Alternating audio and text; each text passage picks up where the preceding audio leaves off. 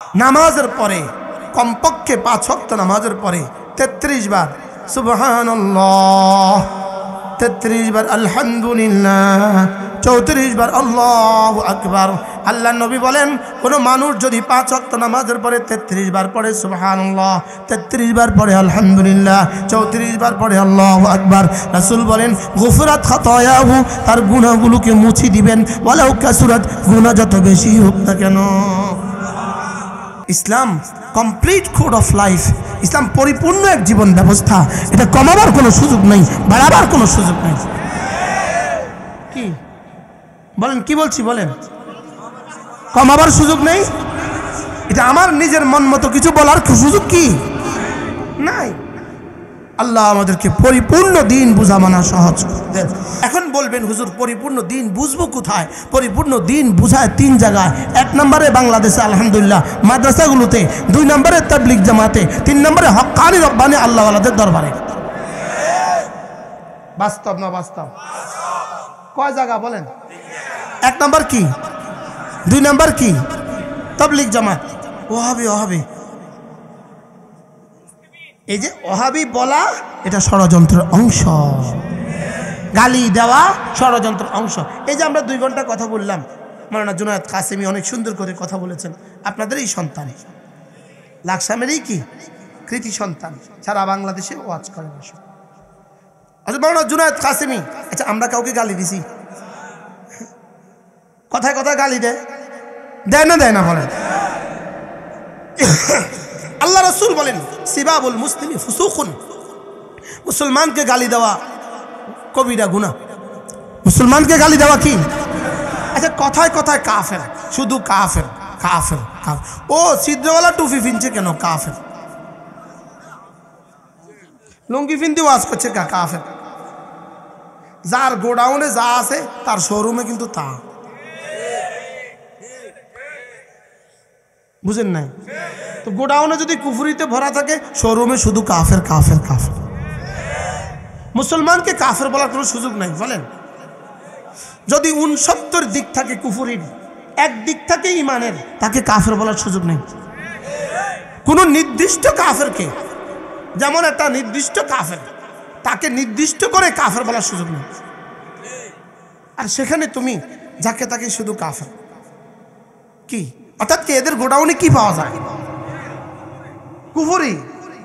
গোডাউনে কুফরি, এজন্য শোরুমে কি? আল্লাহ আমাদেরকে বুঝ দান করেন। চলেন নিয়ত করি, আজ থেকে 5 ওয়াক্ত নামাজ পড়বো তো ইনশাআল্লাহ। নামাজের পরে কমপক্ষে 5 ওয়াক্ত নামাজের পরে 33 বার সুবহানাল্লাহ, 33 বার আলহামদুলিল্লাহ, 34 বার আল্লাহু আকবার। আল্লাহ নবী বলেন, কোন মানুষ যদি 5 ওয়াক্ত নামাজের পরে 33 বার পড়ে সুবহানাল্লাহ, 33 বার পড়ে আলহামদুলিল্লাহ, 34 বার পড়ে আল্লাহু আকবার, রাসূল বলেন গুফরাত খাতায়াহু, তার গুনাহগুলোকে মুছি দিবেন, ওয়ালাউ কাসুরাত, গুনাহ যত বেশি হোক না কেন। এবার রাসূল বলেন, আবার যদি তুমি ঘুমাবার সময় আবার পড়ো 33 বার সুবহানাল্লাহ, 33 বার আলহামদুলিল্লাহ, 34 বার আল্লাহু আকবার। আল্লাহর নবী বলেন দাখালাল জান্নাহ, সোজা জান্নাতে চলে যাবা। পড়বো তো ইনশাআল্লাহ? হ্যাঁ পড়বো তো ইনশাআল্লাহ। এরপরে আল্লাহর নবী বলেন, কোন মানুষ যদি প্রতিদিন 100 বার পড়ে সুবহানাল্লাহ, রাসূল বলেন 100টা গোলাম আজাদের সমপরিমাণ নেকি দিবে। 2 নম্বরে 100 বার পড়বে আলহামদুলিল্লাহ, আল্লাহর নবী বলেন 100টা ঘোড়া আল্লাহর রাস্তায় দান করার সওয়াব দিবে। 3 নম্বরে 100 বার পড়বে আল্লাহু আকবার, রাসূল বলেন 100টা উট কুরবানির নেকি দিবে। 4 নম্বরে রাসূল বলেন 100 বার যদি দুরূদ শরীফ পড়তে, 100 বার যদি পড়ো লা ইলাহা ইল্লাল্লাহ, আসমান আর জমিনের খালি জায়গাটাকে রব্বে কারীম নেকি দিয়ে ভরে দিবে। 4 নম্বরে যদি তুমি দুরূদ শরীফ পড়ো, 1 বার দুরূদ শরীফ পড়বা 10টা রহমত দিয়ে দিবে, 1 বার দুরূদ শরীফ পড়বা 10টা নেকি দিয়ে দিবে, 10টা গুনাহ মুছে দিবে, 10টা দাম বুলন্দ করে দিবে।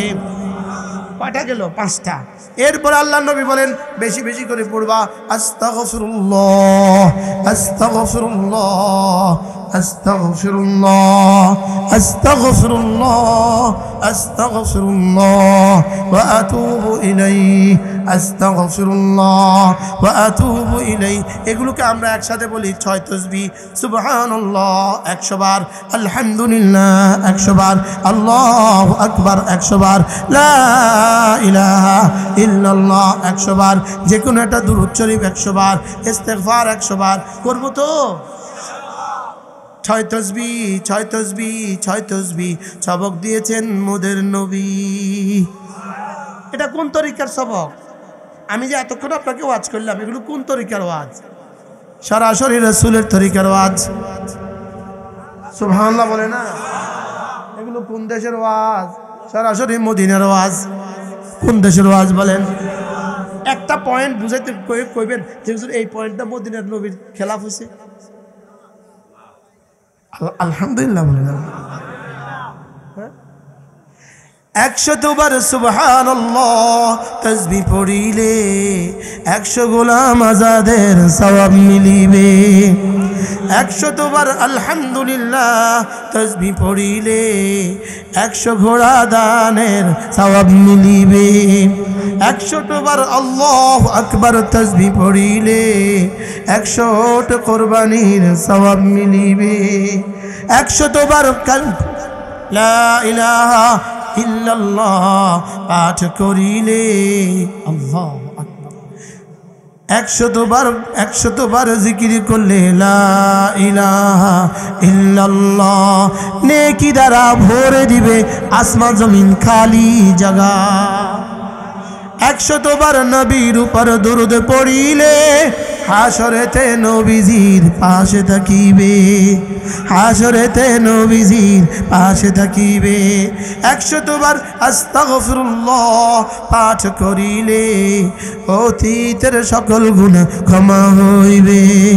অতীতের সকল গুনাহ ক্ষমা হইবে। পড়বো তো ইনশাআল্লাহ। কয় তাসবিহ শিখলাম? নামাজ বাদ দিয়ে নি। এবার দেখেন নামাজ বাদ দিয়ে জিকির কেমন, লুঙ্গি বাদ দিয়ে পাগড়ি যেমন। 2-3 জন মানুষ কইছেন ঠিক। এটা লুঙ্গি বাদ দিয়ে পাগড়ি পরলে মানুষ তারে কি করবে? এটা কত নম্বরে পাগল হলে লুঙ্গি বাদ দিয়ে পাগড়ি পিনবে? যারা নামাজ পড়ে না জিকির করে মাইকে রাত 2টা বাজে, আছে না নাই? এদের উদাহরণ কেমন? লুঙ্গি ছাড়া আমরা চলবো নামাজ জিকির নামাজ জিকির নামাজ জিকির নামাজ জিকির নামাজ জিকির নামাজ জিকির। মুসলমানের জান নামাজ ছাড়া ইমানদারের আছে কেমনি প্রাণ? জিকির ছাড়া ইমানদারের আছে কেমনি প্রাণ? নামাজ জিকির সবাই বলেন, আবার বলেন নামাজ জিকির নামাজ জিকির নামাজ জিকির। আজকে কয়টা সবক নিয়ে যাব বলেন? নামাজ জিকির। রমজান তো রমজান মাসের রোজা, যাকাত তো বছরে একবার, হজ তো জীবনে একবার। তো আজকের কাজ কি? সুবহানাল্লাহ। 3 নম্বর আরেকটা ইবাদত, আজকের ইবাদত নামাজ জিকির তেলাওয়াত। সর্বোত্তম ইবাদত নামাজ জিকির তেলাওয়াত, সর্বোত্তম ইবাদত। আল্লাহর নবী বলেন কোন মানুষ যদি 10 বার সূরা ইখলাস পড়ে বানাল্লাহু লাহু বাইতান ফিল জান্নাহ, আল্লাহ তাআলা জান্নাতে তার জন্য একটা ঘর বানাবে। রাসূল বলেন 20 বার পড়লে 2টো ঘর বানাবে, 30 বার পড়লে 3টা ঘর বানাবে, 40 বার পড়লে 4টা ঘর বানাবে। কি সূরা ইখলাস কয়বার পড়লে একটা ঘর? এবার একজন একজন বলেন কে কয়টা বানাবেন? বলেন আপনি কয়টা বানাবেন ডেলি? মাকসুদ ভাই কয়টা? স্যার হুজুর কয়? হ্যাঁ না আত্ম করে দিব 5টা। আমি 66টা। হ্যাঁ 66। সুবহানাল্লাহ। 10 বার সূরা ইখলাস পড়লে একটা ঘর। আমার লাগে 1.5 মিনিট। 10টা 51 বাজে। 10টা পড়েন। বিসমিল্লাহির রহমানির রহিম। কুল হুয়াল্লাহু আহাদ আল্লাহুস সামাদ লাম ইয়ালিদ ওয়া লাম ইউলাদ ওয়া লাম ইয়াকুল লাহু কুফুয়ান আহাদ। বিসমিল্লাহির রহমানির রহিম। কুল হুয়াল্লাহু আহাদ আল্লাহুস সামাদ লাম ইয়ালিদ ওয়া লাম ইউলাদ ওয়া লাম ইয়াকুল লাহু কুফুয়ান আহাদ বিসমিল্লাহির রহমানির রহিম কুল হুয়াল্লাহু আহাদ আল্লাহুস সামাদ লাম ইয়ালিদ ওয়া লাম ইউলাদ ওয়া লাম ইয়াকুল লাহু কুফুয়ান আহাদ বিসমিল্লাহির রহমানির রহিম কুল হুয়াল্লাহু আহাদ আল্লাহুস সামাদ لم يلد ولم يولد ولم يكن له كفوا أحد بسم الله الرحمن الرحيم قل هو الله أحد الله الصمد لم يلد ولم يولد ولم يكن له كفوا أحد بسم الله الرحمن الرحيم قل هو الله أحد الله الصمد لم يلد ولم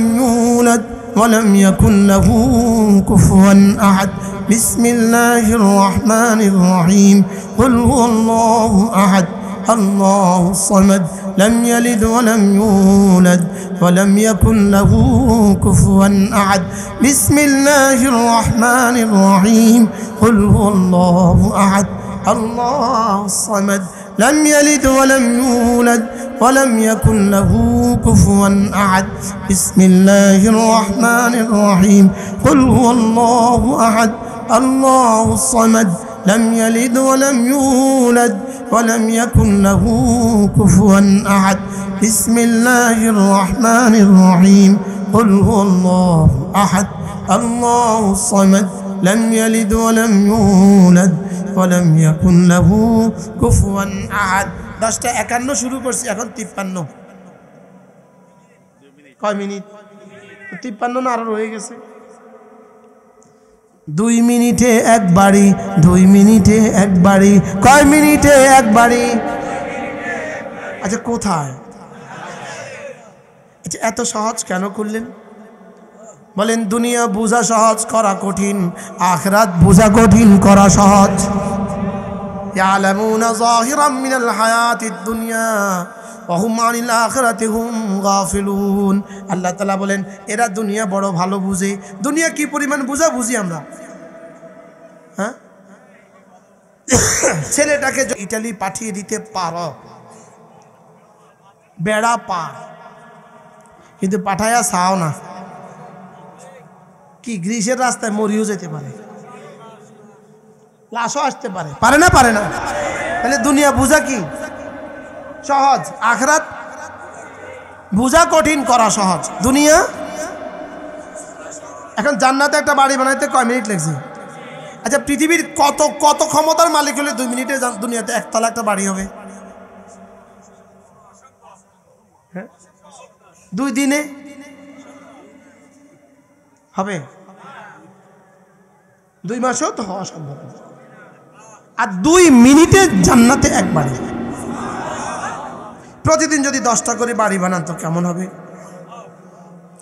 ইনশাআল্লাহ অচিরেই জান্নাতে আবার দেখা হবে বলেন না ইনশাআল্লাহ বলেন ইনশাআল্লাহ আচ্ছা কি সবক নিলাম কি নামাজ জিকির তেলাওয়াত বলেন নামাজ জিকির এখন আপনার ছেলে মেয়েকে যদি আপনি দিন না শিখান তো এগুলো শিখবে কোত্থেকে ও যদি প্রাইমারি স্কুলে তথাকথিত হিন্দু টিচারের কাছে পড়ে তো সূরা ইখলাস কবে শিখবে 3টা বছরের জন্য নূরের মাদ্রাসা দেন এরপরে পৃথিবীর যেখানে ইচ্ছা সেখানে দেন বলেন না ইনশাআল্লাহ এবার আমি বলি ইনশাআল্লাহ হাত উঠাইয়া ওয়াদা করলাম ভাই ছেলে মেয়েকে দিন শিখাইয়া মরতে চাই সবাই ইনশাআল্লাহ হাত উঠাইয়া ওয়াদা করলাম ভাই ছেলে মেয়েকে দিন শিখাইয়া মরতে চাই সবাই আমাদের ফেনীর মেয়র রানিং মেয়র ফেনী পৌরসভার রানিং মেয়র ছেলেটা হাফেজে কোরআন মেয়েটা হেফজখানায় পড়ে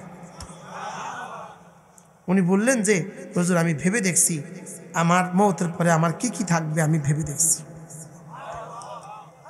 গত শুক্রবারে বাদ মাগরিব আমার বয়ান ছিল নোয়াখালী জেলা কোর্ট বিল্ডিং এর মাঠে পাশে যিনি বসা ছিলেন আমি ওনাকে চিনি নাই ইনি হলেন জেলা আওয়ামী লীগের সভাপতি এবং সুবর্ণচর ইউনিয়ন উপজেলার চেয়ারম্যান বয়ান শেষে ইনি আমাকে কানে কানে বললেন মাওলানা এক্সিলেন্ট কি ভাই উনি কেন করলেন আল্লাহ জানে। আমাদের লক্ষ্মীপুরে মেওয়া সাহেব আমার পেছনে জুমা পড়লে বলবে, হুজুর আপনার জুমা আমি এনজয় করি, এনজয়। আল্লাহ বেচারার কবরকে জান্নাতে টুকু। চলেন নিয়ত করি ইনশাআল্লাহ, আজ থেকে নামাজ নিশ্চিত করবো ইনশাআল্লাহ। কলেজে হাত দিয়া বলেন ইনশাআল্লাহ, বলেন ইনশাআল্লাহ। নামাজ পড়বো তো ইনশাআল্লাহ, প্রতিদিন কিছু না কিছু জিকির আজকার করবো তো ইনশাআল্লাহ। অ্যাগেইন ইন দ্য হেভেন সুম্মা ফিল জান্নাহ। দ্বিতীয়বার কোথায় দেখা হবে ইনশাআল্লাহ। আল্লাহ তাআলা এই মাদ্রাসাখানাকে কবুল করেন। আচ্ছা, ছোট্ট একটা মাদ্রাসা হওয়ার বরকতে আজকে আপনার এই কথাগুলো শোনার সৌভাগ্য হয়েছে। বাস্তব না বাস্তব?